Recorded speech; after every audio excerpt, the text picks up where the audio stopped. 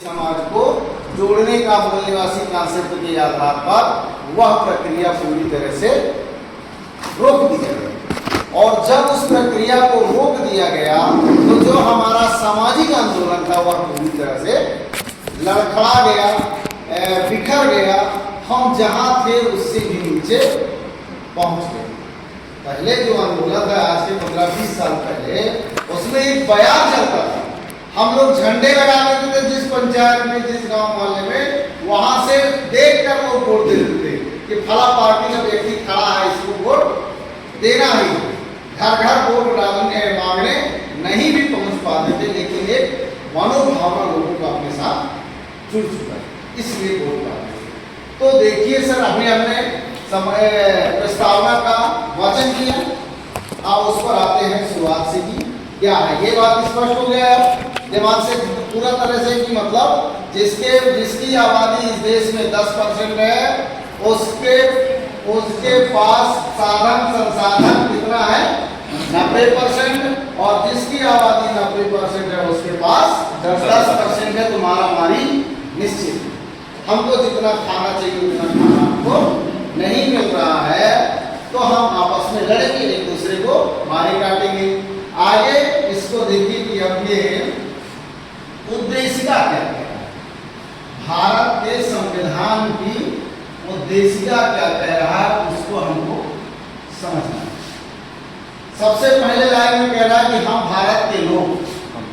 संविधान के प्रस्तावना को लिखने वाले लोगों ने ये नहीं कहा कि हम संविधान सभा के लोग।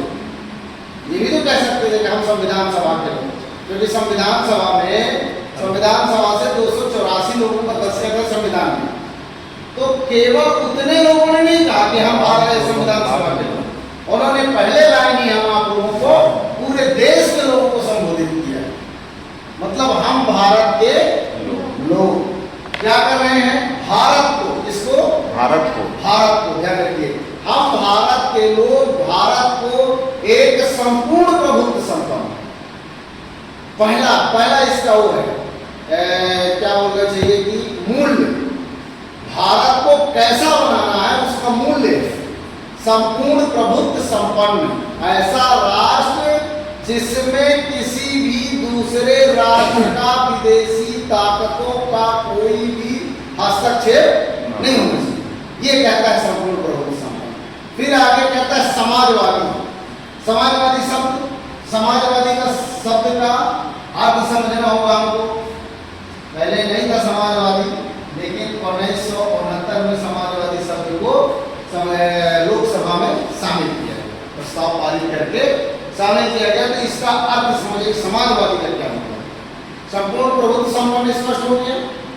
उसके बाद समाजवादी का मतलब होता है राष्ट्र के आय और वितरण में जितना भी आय हो रहा है, आप बड़े बड़े कंपनी वाले क्षेत्र में काम कर रहे हैं, तो क्या जो इस देश के उसमें मजदूर जो काम कर रहे हैं आपको कंपनी में, क्या उनको हिस्सेदारी मिल रहा है? उससे नहीं मिल रहा है। उनको केवल उनसे मतलब ऐसा कहना चाहिए कि 1000 रुपये का काम करवा के 200 रुपया दिया जाए। तो यहाँ पर समाजवादी शब्द का मतलब ये है कि देश के जितने भी आय के स्रोत हैं और उससे जो वितरण होगा वो किसके हाथ में होना चाहिए? राज्य के हाथ में। किसके? राज्य मतलब केंद्र सरकार, राज्य सरकार, कोई सरकार। राज्य का अर्थ होता है सरकार से, शासक से। तो वह क्या होना चाहिए? राज्य के हाथ में होना चाहिए। ये हमारा संविधान का प्रस्तावना कह रहा है। ऐसा राष्ट्र निर्माण करना है जिसके आय और वितरण का पूरा जो नियंत्रण है वो किसके हाथ में होना चाहिए? राज्य के। आगे का शब्द है समाजवादी लोकतंत्र। क्या कहता है? आगे का शब्द है लोकतंत्र, धर्मनिरपेक्ष। समाजवादी के बाद धर्मनिरपेक्ष।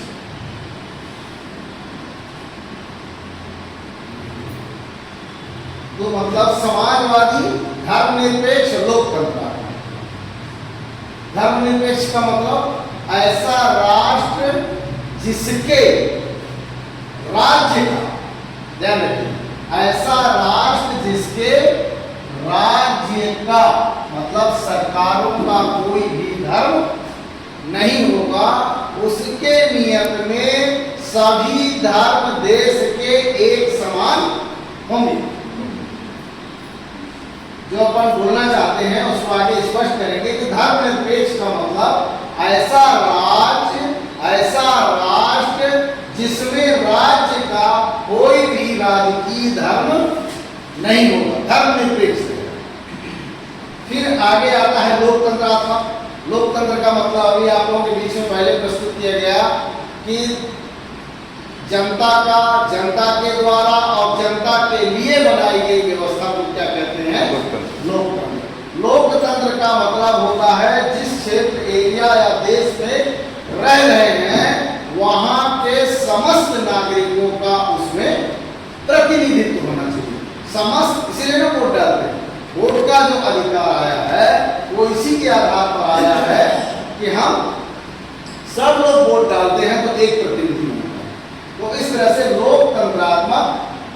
फिर आगे है समाजवादी, धर्मनिरपेक्ष, लोकतंत्रात्मक, गणराज्य। गणराज्य का मतलब जनता के द्वारा चुने हुए प्रतिनिधियों के माध्यम से। लोकतांत्रिक प्रक्रिया में हमको वोट डालने का अवसर मिला, और उसके बाद हम गणराज्य में गए, मतलब जनता अपना प्रतिनिधि चुनता है, और प्रतिनिधि क्या बनाते हैं? नियम कानून। नियम कानून बनाएंगे, और नियम कानून कैसा होगा? एक समान, सब अलग अलग नहीं होगा सर। संविधान का अर्थ ही है समधन विधान। इसका नहीं होता समधन विधान, मतलब ऐसा विधान जो सबके लिए एक समान हो। रानी, कानी, मेहतरानी, राष्ट्रपति का बेटा हो चाहे कोई भी हो, चाहे राष्ट्रपति हो, सबको एक वोट का अधिकार है। राष्ट्रपति है तो ज्यादा वोट का अधिकार नहीं है, सबको एक वोट का अधिकार है। चपरासी को भी एक वोट का अधिकार है, राष्ट्रपति को भी एक वोट का अधिकार है, कलेक्टर को भी एक वोट का अधिकार है। इसका मतलब संविधान का मतलब ऐसा विधान जो सबके लिए एक समान हो। हत्या मैं करूंगा तो जो अपराध मेरे ऊपर लगेगा वही आप करोगे, जो आपके ऊपर लगेगा वो करेंगे, तो जो भी करेगा इस देश का नागरिक, सबके लिए संविधान में एक समान प्रावधान है। तो गणराज्य का मतलब हमारे जो प्रतिनिधि होंगे वो प्रतिनिधियों के माध्यम से कानून बनाकर, कानून का जो राज्य चलेगा उसको कहते हैं गणराज्य। तो इस तरह से संपूर्ण प्रभुत्व संपन्न ये है। मान लीजिए तो 5 प्रकार के मूल्यों पर आधारित राष्ट्र निर्माण के लिए हम भारत के लोगों ने भारत के संविधान को अंगीकृत, अधिनियमित और आत्मान्वित किए। तो क्या ये 5 प्रकार के मूल्यों पर आधारित राष्ट्र संविधान लागू होने के बाद 75 साल हो गए, क्या ऐसा राज्य स्थापित हुआ? नहीं। ऐसा राष्ट्र का निर्माण हो गया? अगर नहीं हुआ तो उसका दोषी कौन? जैसा हम चाहते हैं वैसा अगर हमारा ड्राइवर गाड़ी नहीं चला रहा है तो उसका दोषी कौन? ड्राइवर दोषी है कि हम हैं? हम हैं। ध्यान रखिए, ये हम यहाँ पर पहले ही कहता है कि हम भारत के लोग, मतलब ये जो हम शपथ ले रहे हैं इस तरह के राष्ट्र निर्माण का, और अगर ऐसा राष्ट्र निर्माण नहीं हुआ तो उसका दोषी कौन है? हम ही लोग, हम आप सब लोग हैं, पूरे देश के लोग हैं। सभी ने कहना चाहिए केवल हम लोग हैं। अब यहाँ पर एक बात याद है कि हम लोग क्यों हैं? क्योंकि हम जागरूक हैं, हम जगाने वाले लोग हैं। अगर हमने सोए हुए लोगों को सोता हुआ छोड़ के चले गए और वो मर गए तो उसके दोषी हम हैं, क्योंकि हम जागे हुए लोग हैं। तो इस तरह का राष्ट्र निर्माण होना चाहिए। 75 साल संविधान को लागू हुए हो गया, लेकिन अभी तक ऐसा संविधान आधारित राष्ट्र निर्माण नहीं हुआ। राष्ट्र निर्माण में संविधान को चलाने में वो लोग बैठे हुए हैं जो संविधान को नहीं मानते, जो संविधान को नहीं मानते। अगर वो लोग संविधान को मानते, जानते या संविधान आधारित राष्ट्र निर्माण करते तो ऐसा कुछ तो बनता। राष्ट्र क्या लिया है? संविधान के प्रस्तावना में समाजवादी लिखा हुआ है, लेकिन चल क्या रहा? पूंजीवाद। समाजवाद का मतलब सभी आय और वितरण में राज्य का अधिकार होना चाहिए, राज्य के नियंत्रण में होना चाहिए। तो क्या पूरी कंपनियां राज्य के नियंत्रण में हैं? नहीं। तो क्या चल रहा है? समाजवाद के खिलाफ पूंजीवाद, निजीवाद, निजीकरण, ये चल रहा है। मतलब संविधान के विपरीत चल रहा है। आगे चलिए धर्मनिरपेक्ष। तो क्या धर्मनिरपेक्ष राष्ट्र बन रहा है? इधर तो हिंदू राष्ट्र बनाओ, मुसलमान राष्ट्र बनाओ, इसी राष्ट्र बनाओ में लगाए हुए हैं पूरे देश के लोगों को। तो मतलब संविधान के विपरीत चल रहा है। लोकतंत्रात्मक मतलब जनता की बात होनी चाहिए, तो यहाँ पर मन की बात हो रही है, यहाँ तो फला की गारंटी हो रही है, ढेमका की गारंटी हो रही है। ये सुन रहे हैं ना आप लोग? जबकि होना किसका चाहिए? लोकतंत्र की बात होनी चाहिए ना भाई। देखिए संविधान में हम क्या है कि देश संविधान के आधार पर चल रहा है। यहाँ राष्ट्रपति, प्रधानमंत्री, जितने भी पद हैं वो सब किसके आधार पर लोग प्राप्त कर रहे हैं? संविधान के आधार पर। संविधान से बड़ा कोई नहीं इस देश में, संविधान से बड़ा कोई भी ताकत नहीं है। सबसे सर्वोपरि है संविधान, उसके बाद राष्ट्रपति, उसके बाद प्रधानमंत्री, वो सब ऐसे क्रम में आते हैं पावरफुल में। तो सबसे बड़ा पावरफुल कौन है? संविधान। अब संविधान को चलाने वाले लोग अगर इस तरह का राष्ट्र निर्माण नहीं कर रहे हैं, अब अगर वो चल रहा है तो उसके दोषी कौन है? हम आप लोग हैं। वो तो दुश्मन है, वो तो मनुवादी विचारधारा के लोग बैठे हुए हैं, तो वो तो उसको नष्ट करने में लगे हैं। कभी भी वो संविधान आधारित राष्ट्र का निर्माण नहीं करेंगे, नहीं करने नहीं उनको। क्योंकि वो एक उदाहरण आप समझिए कि ये क्या बोलते हैं, नीम के पेड़ से आम का फल लगने वाला नहीं है, और आम के फल से नीम का दाना निकलने वाला नहीं है। जो जिस विचारधारा से आया है, जो जिस पेड़ से पैदा हुआ है, वो उसी तरह का फल देगा। हो सकता है खाना पूछा फला जाएगा तो, लेकिन मतलब निश्चित है कि वो उस तरह का काम नहीं करेगा। आगे आइए, अब ये क्या कहता है? ये 5 प्रकार के मूल्य पर आधारित राष्ट्र निर्माण के लिए हम भारत के लोगों ने भारत के संविधान को अंगीकृत, अधिनियमित और आत्मार्पित किया तथा उसके समस्त नागरिकों, आगे का प्रश्न बनता है कि तथा उसके समस्त नागरिकों को क्या देना चाहता है? देखिए संविधान सबसे पहला है न्याय। क्या देना चाहता है? न्याय। क्या देना चाहता है? न्याय। अब न्याय में कौन कौन सा न्याय? इसको समझने की कोशिश करिए। समझिए, इतना स्पष्ट बात है। पहला है सामाजिक। कौन सा न्याय? सामाजिक न्याय। तो ये 75 साल गुजर जाने के बाद इस सामाजिक न्याय पर अपन बात करते हैं। सामाजिक न्याय का मतलब होता है जाति के आधार पर, धर्म के आधार पर, वर्ण के आधार पर, लिंग के आधार पर, क्षेत्र के आधार पर, भाषा के आधार पर कोई किसी से भेदभाव नहीं कर सकता।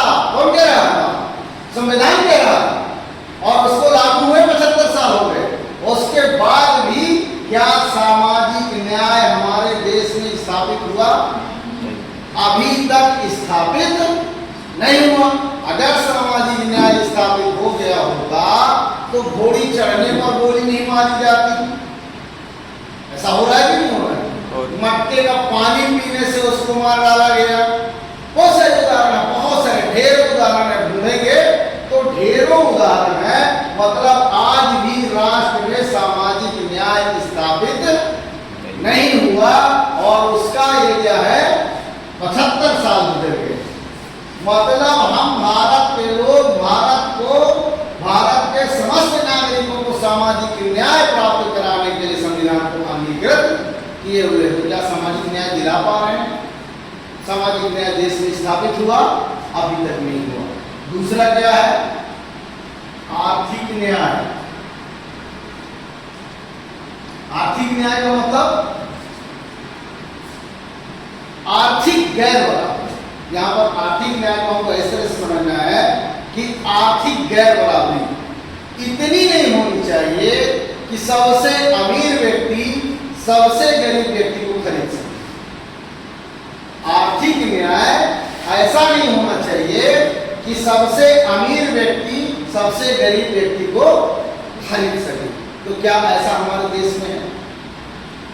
क्या ऐसी स्थिति बनी आज तक? गरीबों का क्या हाल है? गरीबों का तो बात छोड़िए, यहाँ पर तो आप उनको देखिए क्या बोलते हैं, विधायकों को खरीद रहे हैं, सांसदों को खरीद रहे हैं, नेताओं को खरीद रहे हैं, जनपद अध्यक्ष उपाध्यक्ष का चुनाव में दे रहे हैं तो लोगों को उठा कर भूसा भर के ले जा रहे हैं। तो जब विधायक संसद बिकने की स्थिति में है तो आप नागरिक तो 1 किलो मुर्गा और 1 बोतल दारू में कहीं भी वोट डाले।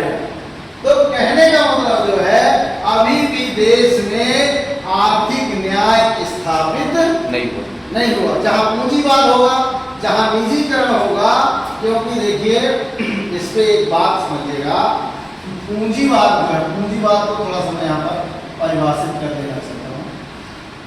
क्या है पूंजीवाद? जंगल में आप लोग जानवर देखे नहीं होंगे, सुने जरूर।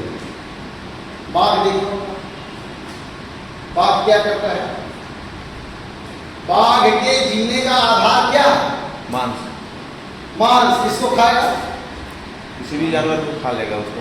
मतलब उसके क्षेत्र में उसको जो भी उससे कमजोर जानवर मिलेगा उसको खाएगा। मतलब पूंजीवाद का जो सिद्धांत है वह जंगली जानवरों की तरह है। जिसके पास बड़ा पूंजी होगा वह छोटी पूंजी के लोगों को हजम कर। पूंजीवाद का ये सिद्धांत, पूंजीवाद का सिद्धांत जंगली जानवर के समान। आप लोगों को दिख रहा होगा, बताने के लिए इसमें बहुत जरूरत नहीं है, स्पष्ट दिख रहा है कि मतलब पूंजीवाद में क्या होता है कि अमीर व्यक्ति गरीब व्यक्ति को निगले जा रहे हैं। तो इस तरह से मतलब ये आर्थिक न्याय भी हमारे देश में आज तक नहीं हुआ, जबकि यह बात किसमें लिखा हुआ है? संविधान में लिखा हुआ, अलग से कुछ नहीं बता रहा, संविधान में ही वर्णित है। सामाजिक, आर्थिक और कौन सा न्याय? राजनैतिक। कौन सा न्याय मिलना चाहिए? राजनैतिक न्याय। तो क्या देश में प्रत्येक व्यक्ति को राजनीतिक रूप से न्याय मिल रहा है? अगर आप धन और बल से कमजोर हैं तो आप राजनीति में सफल नहीं हो पाएंगे। आपको धनवान बलवान लोग क्या करेंगे? राजनीति से बुला देंगे। तो कहने का मतलब संविधान का कहना है कि भारत में 3 प्रकार का न्याय स्थापित करने के लिए, प्रत्येक नागरिक को ये व्यवस्था प्राप्त कराने के लिए हम संविधान को अंगीकृत, अधिनियमित और आत्मार्पित किए हैं। तो क्या यह 3 प्रकार के न्याय हमारे देश में स्थापित हुआ? नहीं हुआ। तो फिर वही बात है कि जिम्मेदार हम, मैं भी जिम्मेदार हूँ, उसमें ऐसी कोई बात नहीं है कि मैं नहीं हूँ, मैं भी हूँ। हमारे जैसे तमाम लोग हैं, पूरे देश के लोग हैं। और जो लोग संविधान विरोधी हैं वह कभी भी आपके संविधान के इनका वर्णन कभी नहीं बताएंगे, उसको दूसरे तरह से परिभाषित करेंगे और संविधान की ताकत को खत्म करने में लगे हुए हैं। आगे आइए, न्याय हो गया, फिर क्या है? स्वतंत्रता। न्याय के बाद कौन सा? तथा उसके समस्त नागरिकों को स्वतंत्रता क्या प्रदान कराना चाहता है? और स्वतंत्रता में कौन कौन सी स्वतंत्रता? इसको देखिए, विचार। कौन सी स्वतंत्रता सबसे पहले है? विचार। दूसरा है अभिव्यक्ति।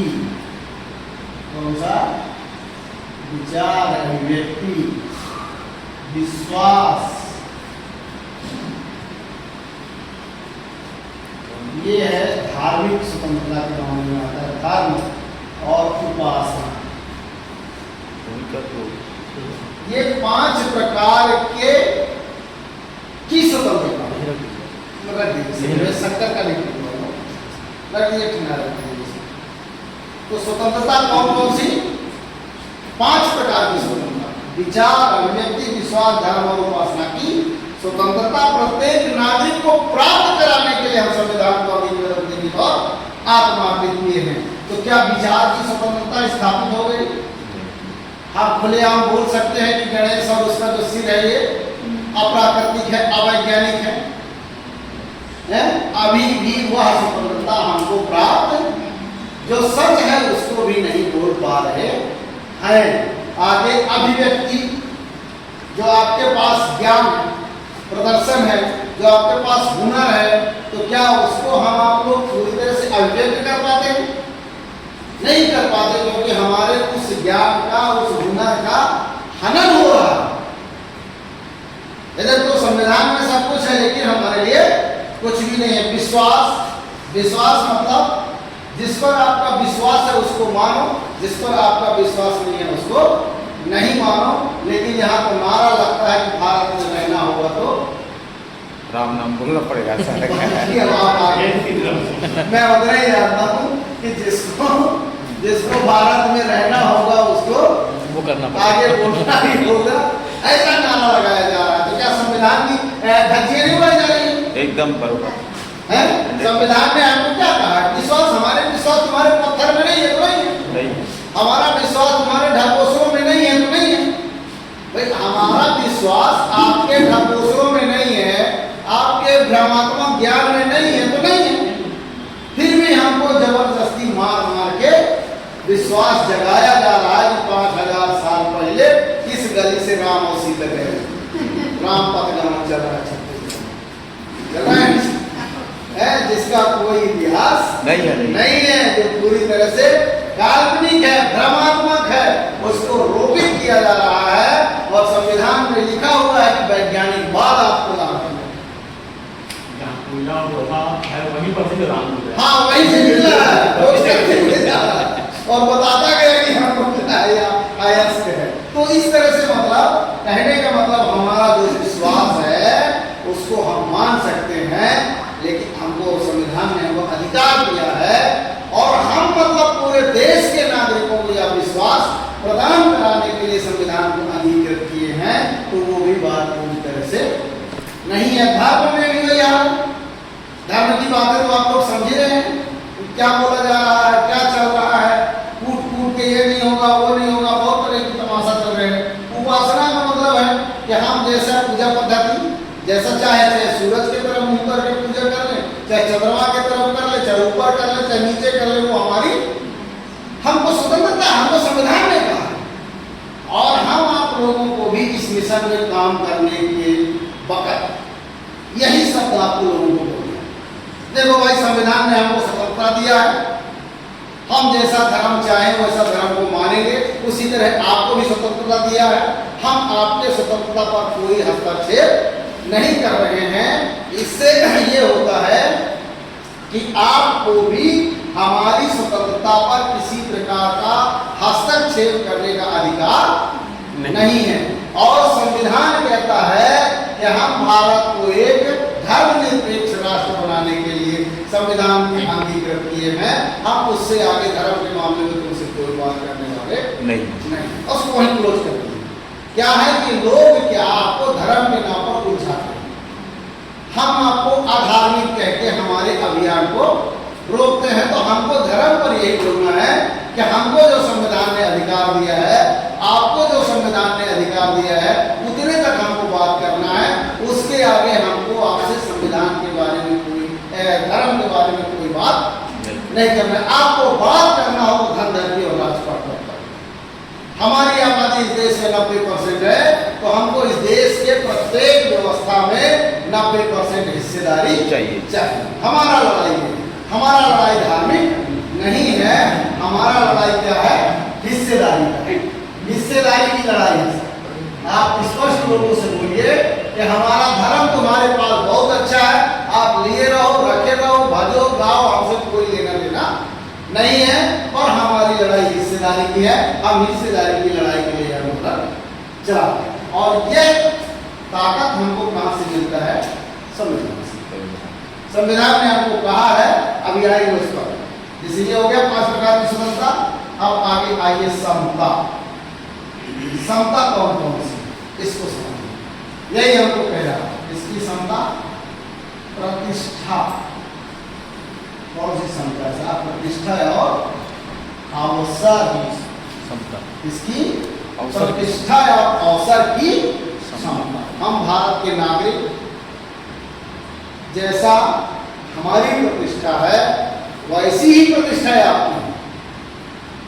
प्रतिष्ठा और अवसर की समता मतलब हम भारत के नागरिक हैं तो जितना अधिकार, जितनी प्रतिष्ठा, जितना मान सम्मान हमको है उतना ही आपको भी है। आपको किसी विशेष रूप से कोई ग्रेड नहीं लगा हुआ है कि आपका सम्मान अधिक है, आपकी प्रतिष्ठा अधिक है। इस बात को हमको ध्यान रखना। फिर अवसर, लोक नियोजन में अवसर की समता का बात कहां से आता है कि लोक नियोजन में, इसको ध्यान रखिए सर, अनुच्छेद 16(4), 16 उसमें ये समता का अधिकार, अवसर की समता का पूरा विवरण है। तो उसको ये हमको देखना है कि इस देश में जितने भी सरकारी योजना के व्यवस्था हैं उन सब में हमको भी अवसर की स्वतंत्रता है। और ऐसा ही राष्ट्र बनाने के लिए, फिर वही बात आ रहा है, ऐसा ही राष्ट्र बनाने के लिए हम संविधान को अंगीकृत, अधिनियमित और आत्मार्पित किए हुए। तो क्या ऐसा राष्ट्र बन गया? क्या सभी को प्रतिष्ठा समान है? नहीं। क्या सभी को अवसर मिल रहा है? अभी तो लेफ्टिनेंट किसी कलेक्टर रस्ती बना रहा है, कितना अन्याय हो रहा है।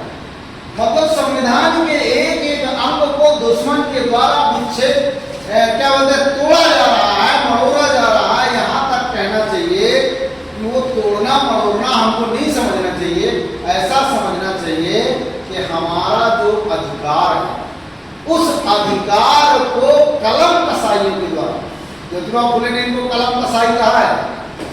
ये ऐसे लोग नहीं है।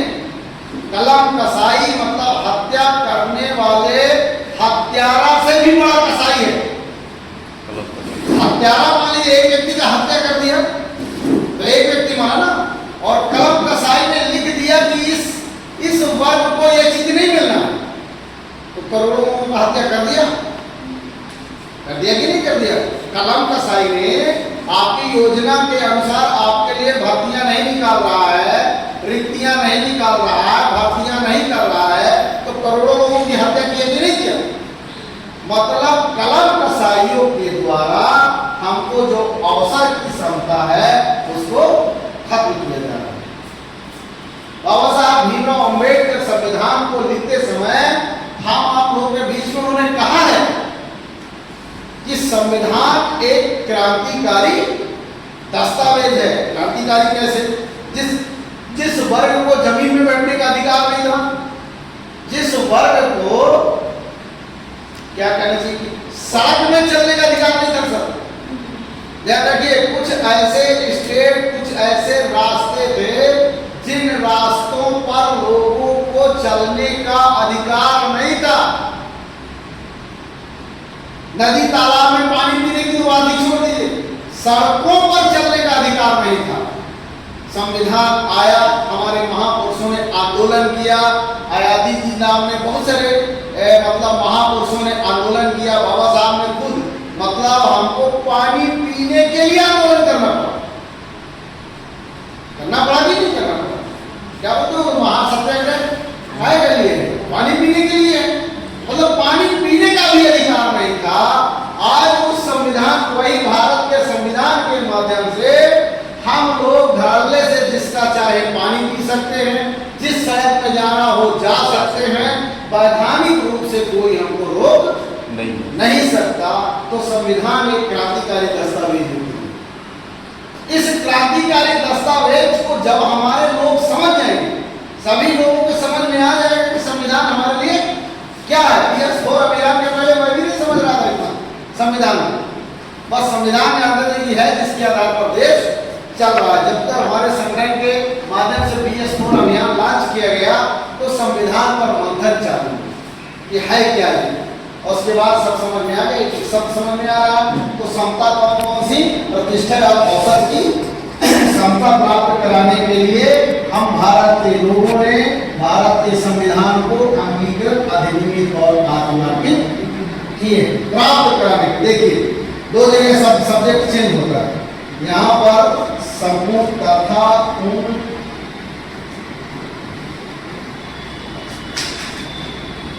इन जगह इसको चेंज करता है तथा उसके समस्त नागरिकों को। तो इतना अगर आपको अच्छे से समझ गए तो आप 50% कैडर बड़े चौराहे में पढ़ा सकते हैं, कोई भी आपको नहीं रोक सकता इसको। कोई माइक लगा के, चोंगा लगा के आप तथा उसके समस्त नागरिकों को, ये यहाँ पर है भारत उद्देशिका, हम भारत संपूर्ण संपन्न, ये सब लिखा हुआ है।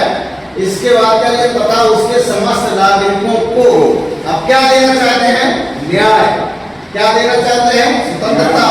क्या देना चाहते हैं, समता। ये आ जाता है प्राप्त कराने के लिए। समता, स्वतंत्रता और न्याय प्राप्त कराने के लिए हम भारत के संविधान को अंगीकार करें। उसके आगे ये वाला चैप्टर अलग कहता है, ये कहता है तथा उन सब में। अब आगे क्या कहता है, ये तो हो गया राष्ट्र निर्माण करने के लिए, फिर राष्ट्र के लोगों को क्या प्राप्त कराना है। अब आगे चल रहा है, ये वाला चैप्टर कहता है कि हम भारत के समस्त नागरिकों को कैसा नागरिक बनाना चाहिए। नागरिक बनाने के लिए भी इसको चैप्टर बना है, वो ये बना है तथा उन सब में व्यक्ति की गरिमा। गरिमा में जीवन का मतलब समझते हैं, अपने अधिकार, इसमें मौलिक अधिकार भी ऐसे और मौलिक कर्तव्य। मौलिक अधिकार और मौलिक कर्तव्य के आधार पर जीवन यापन करना। मौलिक अधिकार और मौलिक कर्तव्य के आधार पर जीवन यापन करना गरिमामय जीवन कहलाता है। मतलब ना हम किसी को छेड़े और ना ही हमको कोई छेड़े, तो गरिमा बनता है ना उसका। तो गरिमामय जीवन जीने के लिए हमको क्या करना पड़ेगा, मौलिक अधिकार और मौलिक कर्तव्य को पढ़कर उसके आधार पर जीवन यापन करना होगा। तो क्या कहता है, तथा उन सब में व्यक्ति की गरिमा। आगे क्या कहता है, राष्ट्र की एकता। ये वाला शब्द के लिए है भ्रातृत्व मानवता। राष्ट्र की एकता और अखंडता को सुनिश्चित कराने वाली बंधुता। ऐसे नहीं, मतलब कौन सी बंधुता, एकता और अखंडता को सुनिश्चित करा। राष्ट्र की एकता और अखंडता को सुनिश्चित कराने वाली बंधुता बढ़ाने के लिए दृढ़ संकल्पित होकर आज संविधान सभा में संविधान को अंगीकृत, अधिनियमित और आत्मार्पित करते हैं। ये कहता है संविधान का प्रस्तावना। संविधान के प्रस्तावना पर 3 प्रकार के प्रश्न बने। हम भारत के लोग भारत को कैसा राष्ट्र बनाने के लिए संविधान को अंगीकृत किए, फिर हम भारत के लोग भारत के समस्त नागरिकों को क्या प्राप्त कराने के लिए संविधान को अंगीकृत, अधिनियमित किए हैं, फिर हम भारत के लोग भारत के नागरिकों को कैसा नागरिक बनाने के लिए संविधान को अंगीकृत, अधिनियमित। 3 प्रकार के प्रश्न प्रस्तावना पर बनते हैं और उसी के आधार पर आगे पूरा संविधान का वर्णन है। सभी अनुच्छेद जो आपके मौलिक अधिकार हैं, 6 मौलिक अधिकार, उसमें आता है न्याय वाली व्यवस्था में, स्वतंत्रता वाली व्यवस्था में। आगे फिर जो राष्ट्रपति कैसे बनेगा, संसद कैसे बनेगा, वो अलग शासन प्रशासन की व्यवस्था है। तो साथियों, आप लोगों के बीच में ये संविधान की प्रस्तावना का पूरा विवरण विस्तृत हो गया। आप लोगों को और ज़्यादा इसको पढ़ना होगा तो हमारे पास एक किताब है जिसका हमने इसको बनाया है, आप चाहिएगा तो इसको ले